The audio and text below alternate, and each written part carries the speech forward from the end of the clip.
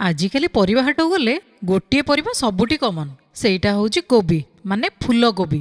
ताले आज आसतु बनैबा फूल कोबी मसला विदाउट अनियन गार्लिक रे। चलतु बनैबा कोबी मसला। बस गोटे कड़ई नहीं गली से आड करदेली किसी रिफाइन तेल ता देहरे गोटे चमच जीरा पकईदेली। जीराटा टिके फुटीगला से कटा कोबी को आड करदेली। आड करके टिके 5 मिनट भाजीदेली। तापर आड कली अल्प टिके लुण आउ अल्प हलदी। बस हलदी लुण पकई टिके ताको भाजी घोड़े देली। कोबीटा टिके सिझीगला से आड कली कटा आलू। एबे आसतु आड करिबा मेन मसला बॉयल टमाटो पेस्ट। एबे ता सहित आड करदबा गुंड मसला। गुंड मसला रे मु नेची लंका गुंड धनिया गुंड जीरा गुंड आउ काश्मीरी रेड चिली सबु मसला को भल भाव में मिक्स करदबा। मिक्स करके 5 मिनट ढांकुणी घोड़े छाड़ीदबा। एबे आसतु चेक करदबा आमर कोबी मसलाटा रेडी है कि नहीं।